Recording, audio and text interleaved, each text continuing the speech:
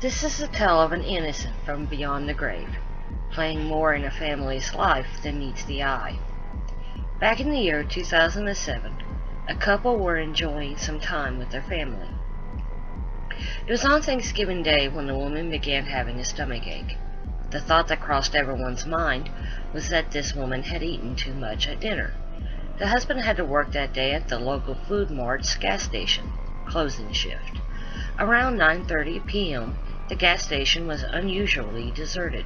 The only thing that man could do was the inventory of the candy bars and tobacco products for the evening. The sound of a car pulling up was the only noise the man heard in over an hour. The man turned to face the direction of the car, but the car seemed to be hidden. He reorientated himself to get a better look at the car. Out the corner of his eye appeared a shorter woman, who turned out to be the wife's mother. A worrying thought crossed the man's mind. She had a stomach ache, but what if it had gotten worse? The mother-in-law approached and spoke. "She's not feeling any better, so I'm going to take her to the hospital. I need some gas, too." "Okay, what's wrong? Is it her stomach?" "Yes," said the older woman. "Well, let her know I love her. I'll also say a prayer for her." "Okay," said the older woman. She pumped the gas and came back up to pay the fee. "I'll come and get you when your shift is over." "Okay," said the man, as the woman paid for the gas and left. "The only thing that I have to do is the rest of my inventory and whoever else needs gas on that Thanksgiving night."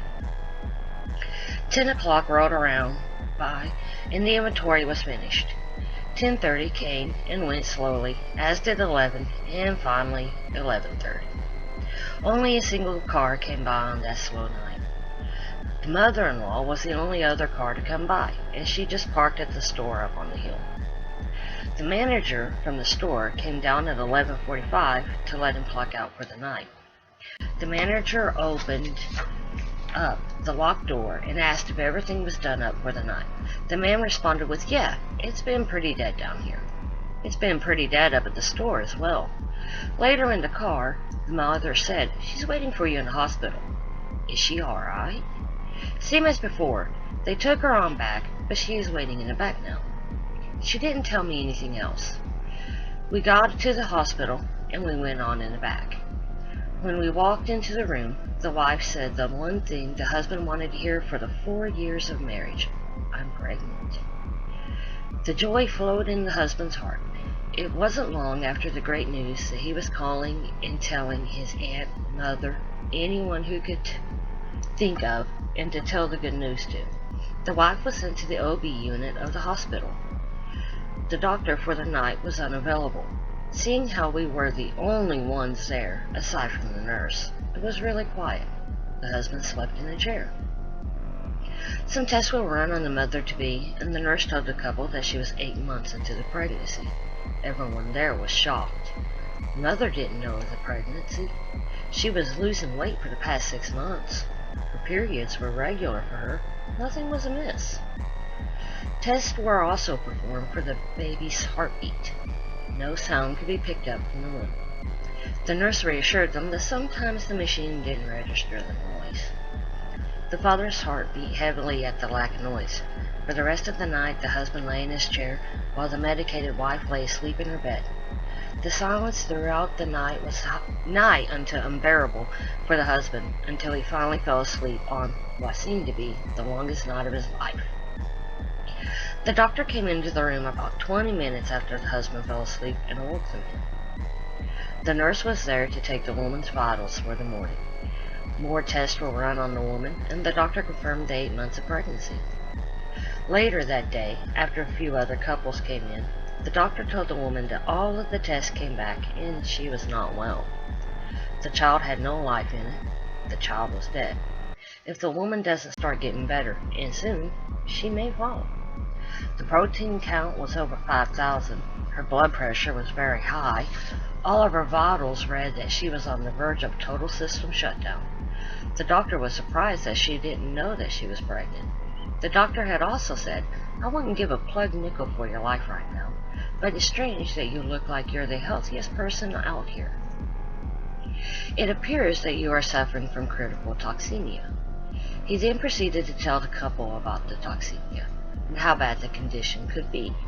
The wife was still half out of her mind from all of the medication that she had been given, and the husband was so grief-stricken he barely knew of anything from that time on.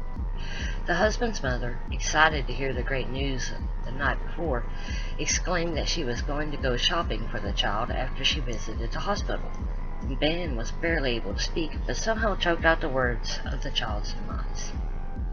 The woman's mother came over to aid in her recovery, but she was upset. Her father was too. The man's mother came over sometime later with her sister-in-law, and her sister following behind sometime later. The man couldn't keep himself together in the slightest, but his mother seemed depressed. She seemed unusually calm, even though she couldn't normally do so, and everyone offered to help.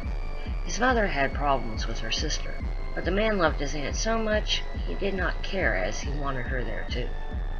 After a few days, the woman seemed just as in poor shape as ever. The doctor said that she couldn't go to the child's funeral if she didn't get any better, and the funeral was the next day. The man's aunt offered to come and sit with the woman while the man went to the funeral.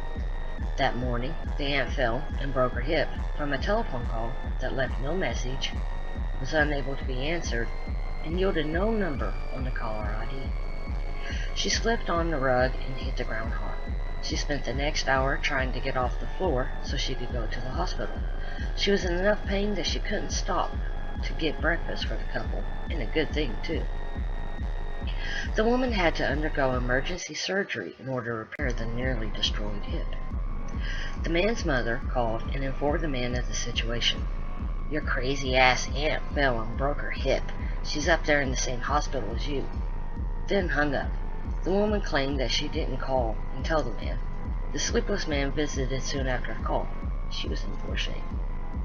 The woman fell well enough to go to the hospital, but before doing so, visited the aunt to console her and thank her for trying so hard. The aunt couldn't have been more apologetic, yet happy about the wife going, but she couldn't. The doctor warned her that she wasn't well enough to stay away from the hospital, only enough to go to the funeral. She heeded the doctor's warnings and went back afterwards. At the funeral, so many people showed up that it would have been surprised the couple had they not been out of their mind with grief, no sleep, and medication. The funeral proceeded as any other, but a smaller coffin at the head of the church. After much depressing advice from the man's mother, the heartwarming love from their families, and the right burial site, the couple had begun to really break down at the burial of their only child. The couple's high school friends took pictures of the funeral and burial along with a few other people. The friends were a guy and a girl. The girl felt really bad for the husband and decided to speak to him. "I took these pictures of everything. I hope that was okay." She showed a picture of the grave, and there was a light beam shining down upon the grave from a gray cloud sky. It looked both mystical, as if the heavens were opening up to take the child, or as if the child were to say, "It's okay, Daddy." Sometime after the funeral, the picture was lost, with only a few people having seen the mysterious picture. The couple still seemed to be in complete darkness as they showed an empty void on them at all times. Having lost their only child, the husband said, "That was the exact little girl that I wanted," and will proceed to explain in detail what she looked like. He seemed to forget living after that, along with everything aside from that. A few years later, the couple was doing much better. The wife became pregnant again, and yet again couldn't tell. She was again 8 months along before falling prey to the symptoms that plagued her on the Thanksgiving Day back in 2007. It was now mid-January, and the woman recognized how this felt. She immediately went to the hospital instead of waiting like she did before. She was getting in poor shape quickly, and the child was not in a good spot, but was still alive. They rushed the woman to the hospital over 4 hours away, but she got there much quicker thanks to the helicopter ride. They did an emergency C-section on the woman and saved the child. After a week in the hospital, the woman was released. She stayed in the Ronald McDonald House for the next 3 weeks, waiting for her only living child to gain enough strength to be taken home. From that time on until about 5 months later, the man's mother kept harassing, insulting, and even endangering the new family to further her own selfish desires. She wanted nothing more than to take the child as her own so she could draw money off her dead husband's Social Security. She even let it slip that she wanted to do this for drug money. How this was to be done is beyond the scope of the story. She became such a liability to the family that when she made them homeless, almost cutting them off of their financial aid for food for the family and child, and getting social services involved, the family thought that the only way of staying together is to get lost. The wife's sister lived several states away. She wanted to help, so they moved to their new home. Later, the man was looking at a picture taken with his mother and her drug-addict boyfriend and noticed something strange. His mother often kept pictures of his lost child around the house. The child's eyes were never opened, but behind the couch, slightly hidden by shadows, was a familiar little girl. The man broke out into tears often. In the shadows lay the little girl who was lost. Her eyes were open halfway and looking at the mother and her boyfriend. The picture was taken before the fighting took place, and the pictures were always hanging or sitting on a table. But this picture showed the girl in the casket on the end table. Then, behind the couch, like something lurking in the shadows, was the little girl. Closer examination revealed colorless, half-opened eyes, with the little dead girl wearing the outfit that she was buried in, plus the ribbon that was removed from her head before any pictures were taken. Those two pictures, the light on the grave and the haunting ghost picture, still sits heavy on the husband's mind. He knows from those pictures and from the actions that the mother took to always keep his distance from his mother. She was the real evil in his life.